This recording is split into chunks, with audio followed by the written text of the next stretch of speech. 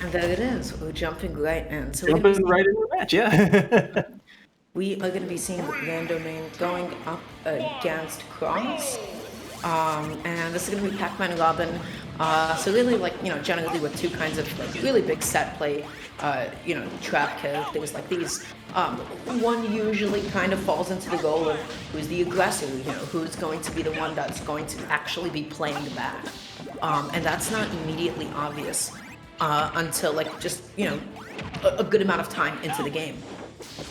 Yeah, both of these characters, we tend to see a lot of them here in the EGF. I know there's a couple different Pac-Man players and Robin players, very popular for a few reasons. But great tech there off the hydrant. I've seen a couple of Pac-Man players use that hydrant as an edge guard utility, but great job teching and making sure he survives that. At 133% though, another strong hit of something like back air or maybe back throw here, not quite gonna do it.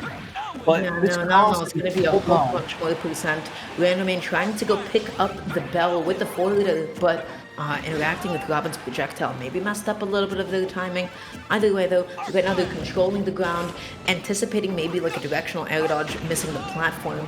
Cross, though, still really, really lucky, able to get on top of Randomain, but wow, the way that Randomain is controlling the stage right now is just making like Cross's life so difficult getting back on. It's really solid play.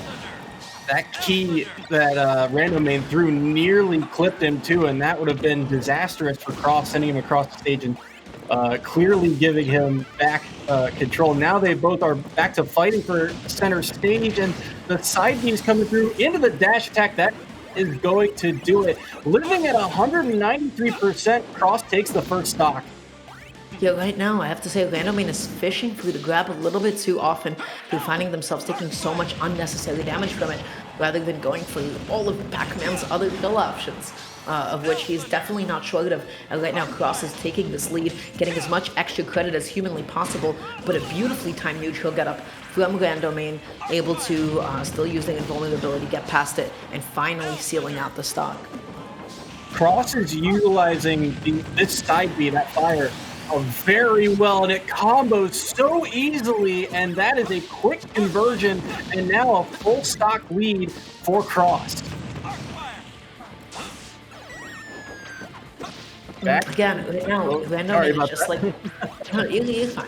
I'm saying like Randomain is like focusing a little bit too much on some of these setups, not really looking too much at like Cross's positioning. They're sort of covering like a lot of the places where Cross isn't necessarily going to be playing at. Like maybe not exactly the right jump heights right now. And right now, Cross is just holding down the stage so well, not letting Randomain get anything started. Again, Randomain just, fading back a little bit, trying to go for the projectile, but we don't really have the luxury of doing that when you once talk to two. What a snipe there, using the used up Levin short and just chucking it off stage.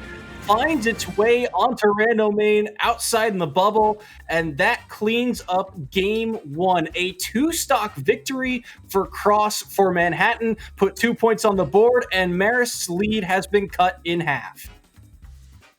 Wow, and the game like started out in like such a different way too. Randomain was just so on top of these setups, these edge guards. Was just basically able to catch Cross every step of the way. But then as soon as Cross was able to like sort of like steal that first stock for themselves, they built up a huge lead. Randomain was not able to come back from it. They were able to put on so much damage. They were able to go with it as far as it went. And they just did a good job of not overextending, not overcommitting a neutral, and sort of picked apart a lot of Randomain's approaches.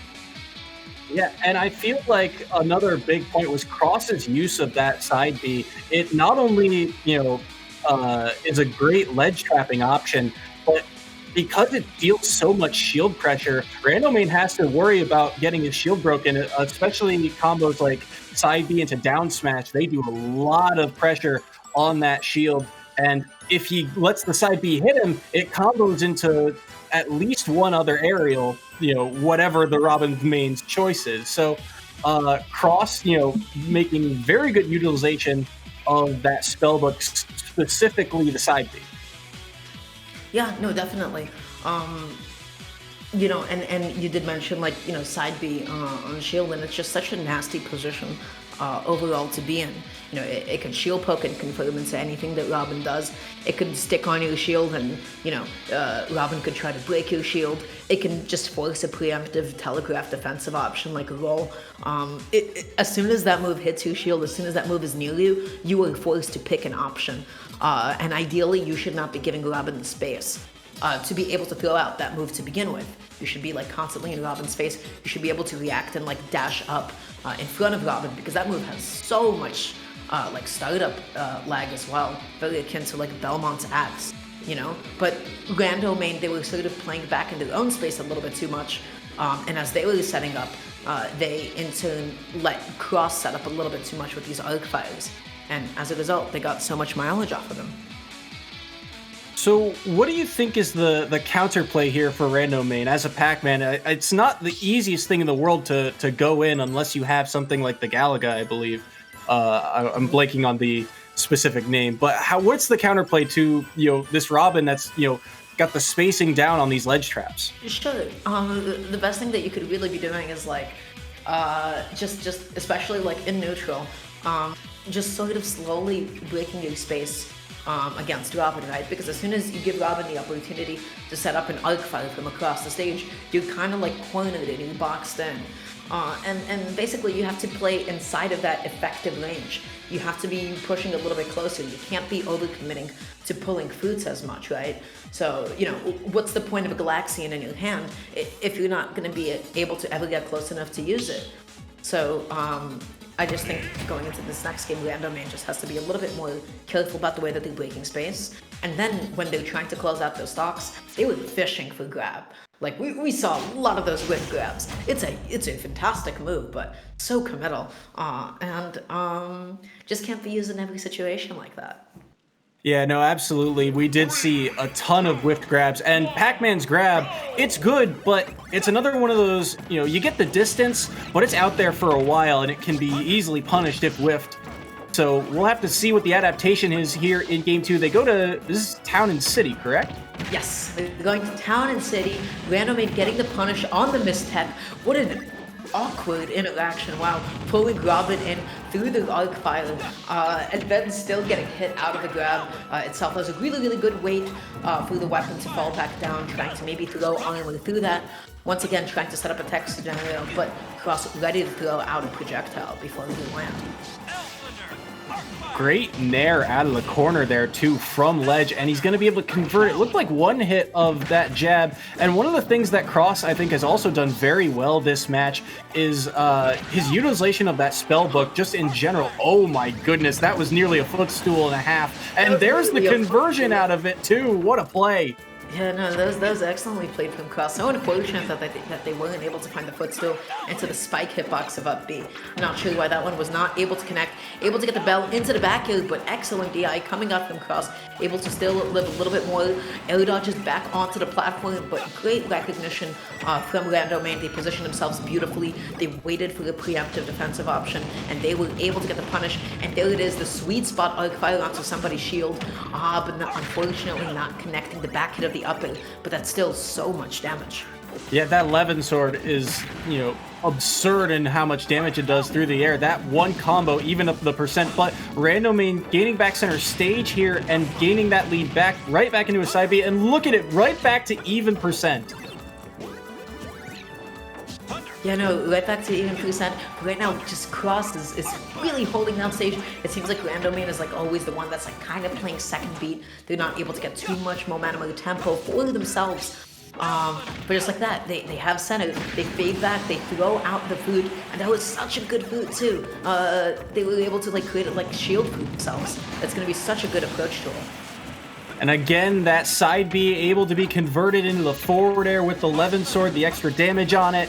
And just like that, a one-stock game, last stock scenario. Remember, if Cross takes this match, it will be the end of set number 2 here, and Manhattan will be back in the, or would take the lead for the first time this set. The Hydrant's going to get eliminated and the combo comes through, and it feels like the battle here for center stage is really what's going to decide this game number 2. Yeah, definitely. They're both just sort of scrapping right now. They're just kind of exchanging hits. Nobody getting too much mileage off of the other. But randomain going so high past Robin's effective range. And what a beautifully placed hydrant as well. Able to hit Cross. I mean, that angle was immaculate. Yeah, absolutely. Great stuff there for randomain, and I believe he kind of recognized that Cross had been air dodging to those platforms beforehand, and so the recognition, you see the first hit of the hydrant coming out, and then he realizes, oh, he's going to air dodge. Let's just cover that with this hydrant, and just like that, randomain gets game number 2. So we'll have a game 3 here as Marist is going to collect a point to make that score 5-4, or 5-2, my apologies. And a very important game 3 here. Yeah, definitely. So I always feel like with the crew battles that we've seen before in the past, last season especially, it's almost always going to be like a very early lead established in the first set or two. And once that lead is established, it's like almost impossible for the schools to come back from it. It's usually like pretty defined early on, like who is going to be the one to take it over the other. So I'm curious if we're going to be seeing a repeat of that, or perhaps, Cross is able to make it back and bring it back to even. But as soon as, Marist College is able to pick up this lead right now, it's going to be really, really difficult for Manhattan to come back from it. Yeah, it's important to get off to an early lead to give your team momentum. In terms of this match specifically, I feel like the longer this set has gone on, randomain has kind of started to adapt a little bit more and catch on to some tendencies of Cross, specifically that air dodge to the platform, and things like you'll see, I believe it was the second stock got traded by a nair from ledge to try and get back to center stage. That ended up being traded with a forward smash. So what do you think is the counterplay here for Cross?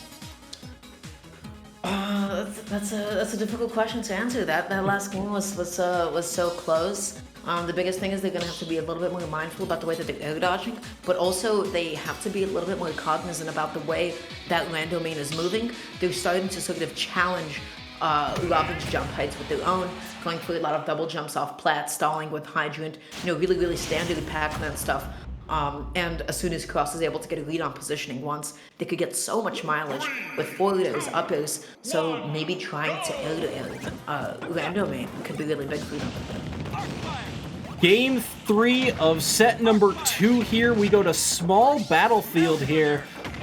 Interesting choice, I think. Who do you think this stage favors? Small battlefield. That's yeah. You guys, that is quite the interesting one. Robin's able to get all sorts of really interesting extensions with arc fire. So as long as they're able to get like the initial sweet spot, they're able to space the projectile so safely. But not able to actually find the Nosferatu. Tries to go for one of the hits of up B rather than committing to another edge guard option. What a spike! It's big, yeah. No. Not able to get anything off it, but look at the shield pressure coming in from that single down smash. Just a ton of pressure. Now Cross, he'll have to fight his way out of the corner here. Can randomain pick up this edge guard? Wanted the grab again, and he's gonna get his stock deleted for it after that trade, and just like that, Cross takes stock 1. Yeah, and that's a pretty good lead for them as well, because unless randomain is able to find some sort of an insane setup, Robin's going to be holding onto the stock for so long. She has so much survivability. Excellent parry, recognizing the back hitbox of the down smash, which is something most people tend to forget about. Randomain actually flubbing on the punish on that whiffed landing. Maybe was overcommitting to a single direction, expecting something else. They tried to go for the double arc fire. Cross was not able to find it. Right now, this is a huge lead for them. Tries to go for the Pac-Man gap. Excellent air dodge to avoid the red plat. But alas, they still met their end.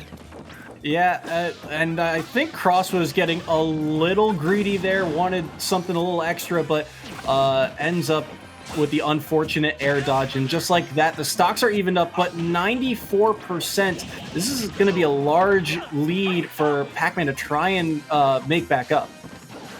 Yeah, no, absolutely. But as soon as, randomain is able to find that Galaxian and maybe stick onto the ledge a little bit. They can do so much damage, but speaking of so much damage, they need to be much more cognizant about the way that Robin is throwing out Arc Fire neutral. It's a very reactable projectile, a really punishable one. You need to be able to have a fruit ready that could challenge it, and instead of dashing back on it, you have to fight your instincts and dash forward, because it travels diagonally downwards. You dash back, you actually increase your chances to get hit by it. You could try to hit through it with an aerial, maybe do it like a rising neutral air, and oh my god. You can't see it, but my jaw dropped the second I heard the sound of the spike. The first initial hit of that up B gets the spike, and just like that, Manhattan takes the second set and earns themselves a handful of points. I believe they just earned themselves the lead. Yeah, that's not even a spike that you see quite often. It's always like one of the more exciting ones, to see Robin get that up B spike. It's something that people pop off with. It's sick. It's not the easiest one to land. Cross was able to get it relatively consistently, a lot more often than you'd be able to see other Robins get it. Yeah, that spike, I believe it comes out very early. Otherwise, it just sends off to the side, kind of like Falcon's down air or Sheik's down air. It will just kick you outward. But fantastic recognition by Cross. He'd done that a couple times, throwing out that up B just to try and see if something would land, or just push him out just in general. We almost saw it earlier in the set with the near footstool to up B, but just fantastic play by Cross, and that's going to give Manhattan the 6-5 lead as we head into set number 3, and we will be right back. And we'll figure out who's up next.